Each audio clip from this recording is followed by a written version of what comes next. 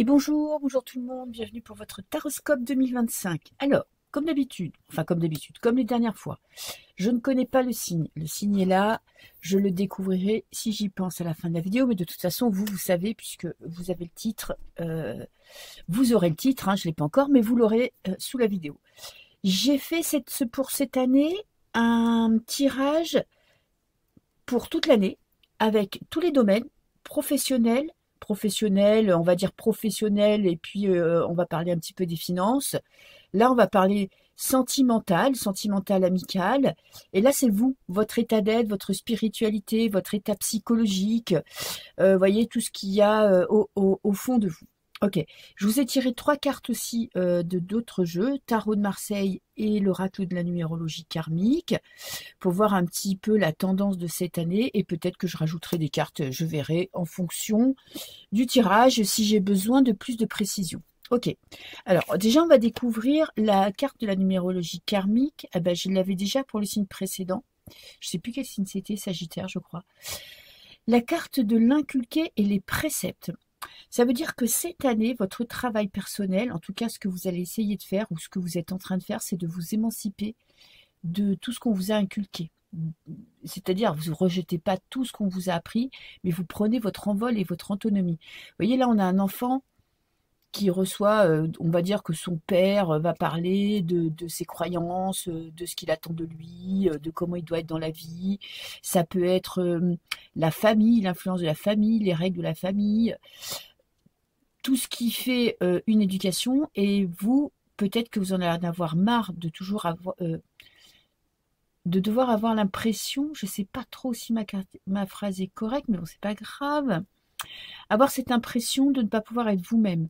Et là, cette année, je pense que c'est ça que vous allez travailler. Vous allez essayer de trouver qui vous êtes vraiment, garder ce qui est bon pour vous, ce que vous estimez utile dans votre vie, et peut-être mettre de côté, ça peut être des freins dans votre vie, ça peut être des peurs, ça peut être l'impression de ne pas pouvoir être soi-même pour ressembler à qui les parents veulent qu'on ressemble. Vous voyez, tout ce truc-là. J'ai la force, vous avez la force. Il y a quand même un conflit intérieur. Vous allez faire quand même les choses en douceur. Vous allez avoir besoin de prendre votre envol, de retrouver qui vous êtes vraiment, mais vous prenez votre temps. Vous ne voulez pas passer en force. Peut-être que vous devez faire accepter à votre famille, votre façon de penser, votre état d'être, votre façon de voir la vie, de voir le couple, de voir le travail, peut-être votre vie de tous les jours, peut-être votre religion, je ne sais pas. Mais vous allez faire preuve de diplomatie. Vous n'allez pas lâcher l'affaire. Attention, c'est que vous savez exactement ce que vous voulez. Vous savez où vous voulez aller cette année. Mais vous faites quand même preuve de tact, je vais dire. Et puis, j'ai le valet de coupe. Ok. Ça pourrait être dans le domaine sentimental. Votre façon de voir le couple, peut-être que vous allez leur annoncer que vous êtes homosexuel, ou que vous voulez pas d'enfants, ou que vous allez vivre en trouble, ou que, vous voyez, il y a de la passion, il y a de la communication, il y a une façon d'amener les choses. Vous, ça vous tient à cœur. Vous êtes très doué dans la communication cette année. Vous êtes très doué pour expliquer ce que vous voulez, ce que vous ressentez, et ce vers quoi vous voulez aller. Ok. Bon, c'est une année assez sympa quand même, hein, et vous allez voir, vous allez rechercher votre indépendance, je pense. Ok, je bois un petit coup de thé parce que j'ai un peu mal à la gorge. Alors, je commence le tirage. Qu'est-ce que j'ai là? Ça, c'est vous. C'est le chariot. Il y a beaucoup d'actions cette année. Vous avez un chemin qui vous attend. Soit vous avez pris une décision et vous allez vous y tenir, soit vous allez avoir une nouvelle direction dans votre vie. C'est une carte aussi très positive, hein, qui parle de victoire, qui parle vraiment de ténacité, d'avoir besoin d'être reconnu pour son travail, pour qui vous êtes, pour tout ce que vous avez accompli. Peut-être que professionnellement, il y aura du changement. En tout cas, vous prenez les rênes de votre vie. Vous décidez quand même de prendre les devants, d'accomplir ce que vous avez à accomplir et de ne pas vous laisser déstabiliser par l'extérieur. Alors, je vais rajouter une petite carte. Et j'ai l'incompréhension et les doutes. Je pense que cette carte, elle ne vous représente pas vous, mais elle représente votre entourage. Vous allez suivre votre voie, votre chemin. Vous allez vous émanciper de ce que l'on attend de vous, de ce que la famille a mis comme poids sur vous.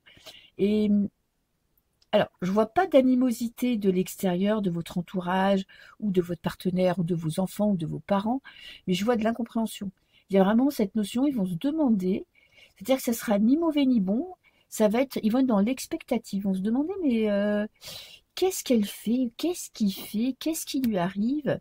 Comme une crise, vous voyez, une crise de l'adolescence, une crise de la quarantaine, une crise de la cinquantaine, comme vous voulez, mais il y a de l'émancipation, il y a d'autonomie, et ça va créer quand même autour de vous, les gens, ils vont être dans l'attente de voir ce que ça va donner, parce qu'en fait, ils savent pas trop si ça leur paraît complètement débile, ou s'il y a de l'envie, ou si vous réussissez, ça peut leur donner des idées. Vous voyez, ils sont dans l'attente de voir ce que ça va donner, ce que vous allez faire. Voilà. Donc, vous êtes quand même maître de votre destin, là, cette année.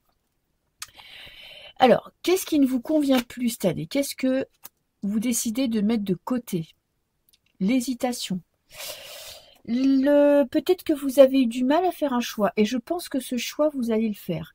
Vous avez eu plusieurs propositions, plusieurs opportunités, une décision à prendre.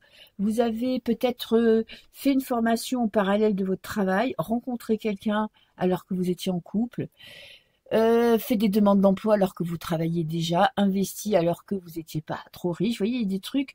En fait, vous avez un peu été touche à tout. Vous avez un petit peu regardé à droite à gauche, tenté plusieurs choses. Et je pense que maintenant, vous allez vous focaliser vers un seul objectif. Qu'est-ce que vous allez garder? On a le 7 de denier. Le travail acharné. Alors, vous avez beaucoup travaillé, vous allez continuer à travailler. Alors, si vous espériez, là, début 2025, récolter le fruit de votre travail, je ne pense pas, parce que c'est une carte qui vient du passé et qui est encore dans le présent, dans le futur aussi. Donc, il y a beaucoup de travail, vous avez fourni beaucoup d'efforts. Je pense que vous avez cherché votre voie. Vous continuez à avancer, mais ça va vous demander encore des efforts. Mais je pense que vous avez de l'énergie pour ça, pour ce projet, pour ce dont vous avez envie. Alors, professionnellement, ça c'est votre état actuel. Ok. 2 de coupe. L'union. Alors, soit il y a une signature de contrat, soit vous allez vous associer avec quelqu'un, soit vous avez le soutien de votre partenaire, ou c'est votre partenaire va être votre collaborateur. En tout cas, il y a une notion de travailler à plusieurs, de signature. Si vous attendez une signature, bah écoutez, vous allez l'avoir. Peut-être que c'est pour ça que vous allez devoir redoubler d'efforts. Il y a quelque chose, vous voyez, dans toutes les opportunités, les propositions, les recherches que vous avez faites, il y a quelque chose qui se concrétise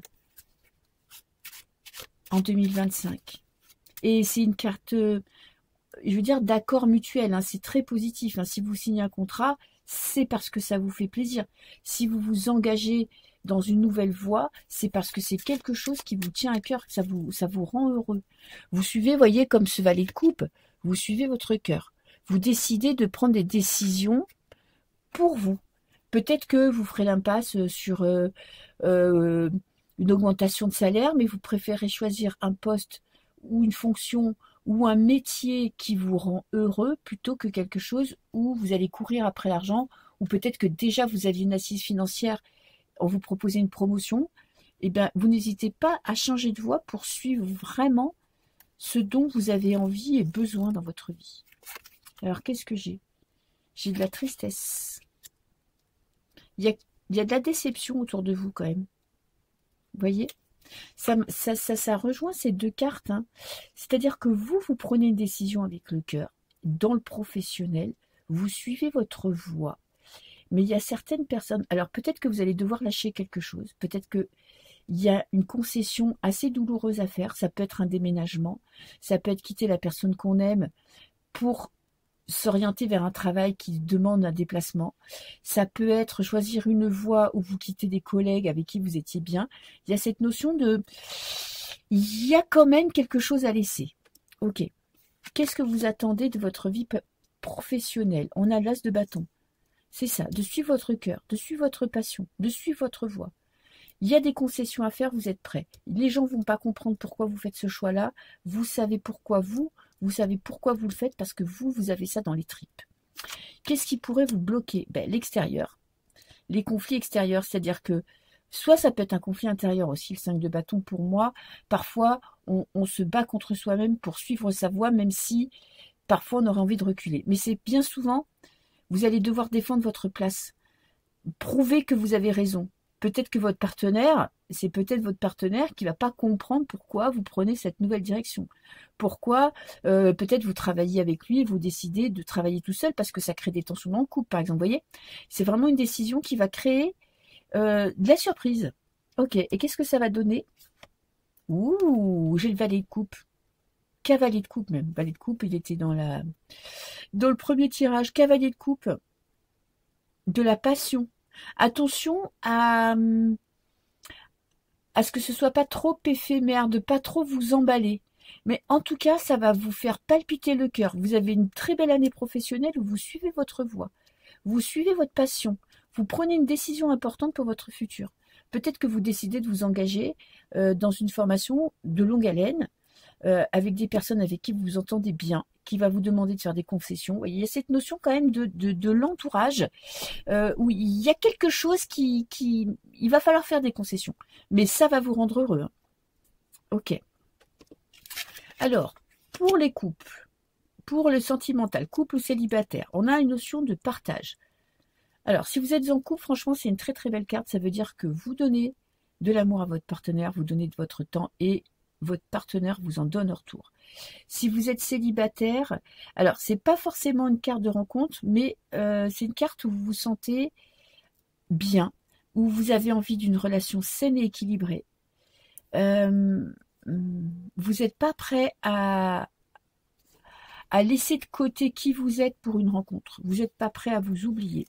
Vous savez exactement ce que vous valez, ce que vous voulez, et ce que vous êtes prêt à accepter comme concession, et ce que vous êtes prêt à ne pas accepter. Ok, qu'est-ce que j'ai? L'emprise, oui. Alors, cette carte, elle est intéressante, parce qu'elle parle pour moi, elle est plus en lien avec votre passé. Vous avez peut-être par le passé eu tendance à vous mettre un peu de côté, peut-être être manipulé, être sous l'emprise du regard de l'autre, être dépendant du regard de l'autre. Et maintenant, vous avez une aspiration, vous avez vraiment, et vous y arrivez, hein, parce qu'on est dans le 6 de denier, donc c'est acté. Vous voulez plus d'équilibre dans votre vie sentimentale, vous voulez une vie sentimentale équilibrée. Vous ne voulez pas vous oublier. Ok. Votre espoir, la tempérance, retrouver la paix intérieure. Quoi qu'il arrive, célibataire, couple, rencontre par rencontre, vous ne voulez pas vous défaire de ce que vous vous êtes construit dans la vie. Vous ne voulez pas perdre ce que vous avez acquis, votre autonomie, votre indépendance, vos projets. Vous voyez, votre projet professionnel, votre vie professionnelle est importante. Ok. Les blocages. On a le roi de denier. Alors, ça pourrait être une personne de votre entourage qui vous met des bâtons dans les roues, qui vous empêche d'être vous-même. Ça pourrait être une rencontre. Ah non, on est dans le blocage, c'est pas du tout une rencontre. Il y a une personne, ou peut-être que c'est vous, qui n'avez pas assez confiance en vous, qui est trop pragmatique aussi. Le roi de denier, il est assez pragmatique, il est assez dans le concret. Excusez-moi, je me suis un petit peu perdue dans les dans les significations. Oui, peut-être que vous n'êtes pas assez, on va dire, vous n'avez pas assez ouvert votre cœur, assez spontané. Vous planifiez, ok, vous avez un objectif et peut-être que vous en oubliez de vous ouvrir à l'extérieur. Peut-être qu'il y a un manque de confiance en vous aussi. C'est peut-être une carapace. Je vais voir le blocage. Qu'est-ce que ça me dit? Oui, la magie, l'automne. Alors, ça peut parler un peu de spleen aussi, l'automne, d'une fin de saison un peu compliquée, d'un manque de croyance. Vous pensez peut-être que vous n'allez jamais rencontrer personne, que maintenant c'est foutu, ou que votre couple est en train de... Vous voyez, il y a eu des difficultés et parfois vous avez comme l'impression de ne plus y croire. Mais c'est juste passager, hein.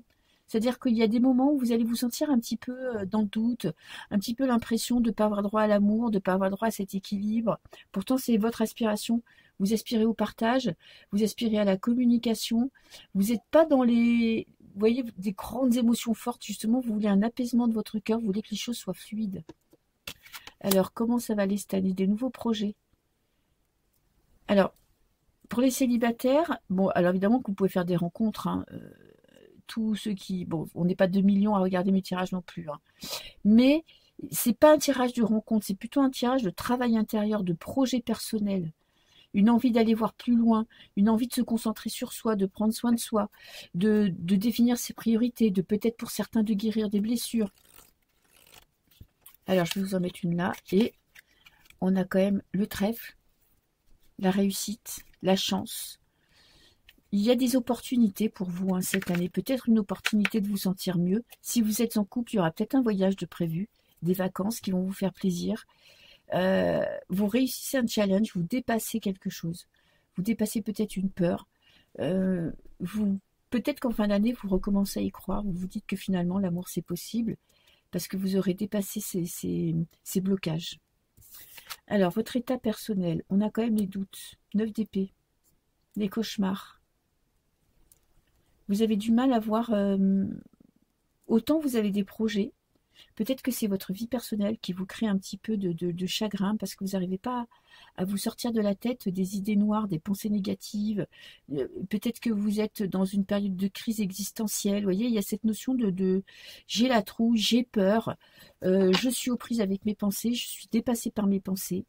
J'ai du mal à m'en sortir avec cette carte-là, c'est que vous n'arrivez pas. Vous êtes, alors, c'est pas une année où vous allez être en dépression toute l'année. Ça peut être une carte de dépression, hein.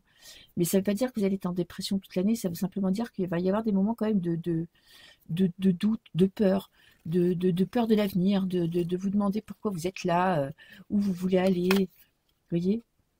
Et le vœu exaucé. Bon, bah super. Vous allez le dépasser, cet état d'être, hein. Parce qu'au fond de vous, vous avez quand même l'espoir que les choses changent. Vous avez quand même l'envie d'avancer, vous voyez que les choses évoluent, que les choses se transforment. Vous avez quand même cet espoir qui vous, quand même, vous maintient la tête hors de l'eau. On a le roi de bâton. Vous voulez reprendre reprendre en main votre vie. Vous voulez être le maître du jeu. Vous voulez être peu dépassé par les pensées. Je pense que vous allez faire un travail personnel. S'autoriser à être heureux, peut-être organiser des week-ends, des sorties, des réunions, vous voyez, pour vous créer un petit peu des énergies positives, de reprendre votre vie personnelle en main, peut-être vous autoriser à sortir, à faire des nouvelles rencontres, vous voyez, à vous ouvrir. Le roi de bâton, il suit ses passions. Peut-être que c'est l'entourage aussi qui vous empêche d'évoluer, qui vous empêche d'être vous-même, qui vous empêche d'apprécier ce que vous avez gagné quand même. On a le blocage, on a le 7 de denier. 8 de denier, pardon. Je me disais, putain, j'ai le 7 là, j'ai le 7 là. Il y a un problème dans mon jeu. Elles se ressemblent vachement, les chiffres, j'arrive pas à les lire, les petites barres. 8 de denier. Blocage dans votre vie personnelle. Vous avez l'impression que les choses n'avancent pas. Vous avez l'impression de ne pas être reconnu à la hauteur de vos compétences, de votre valeur, qu'on ne voit pas qui vous êtes vraiment. Est-ce que vous laissez les autres voir qui vous êtes vraiment? C'est ça qu'il faut se poser comme question. Peut-être que c'est à vous aussi de vous estimer assez et d'arrêter d'attendre l'assentiment des autres. Peut-être que vous avez tendance à vous sous-estimer, à vous sous-évaluer, à vous mésestimer. Et on a l'isolement, du mal à sortir de votre solitude. Vous avez du mal à vous ouvrir.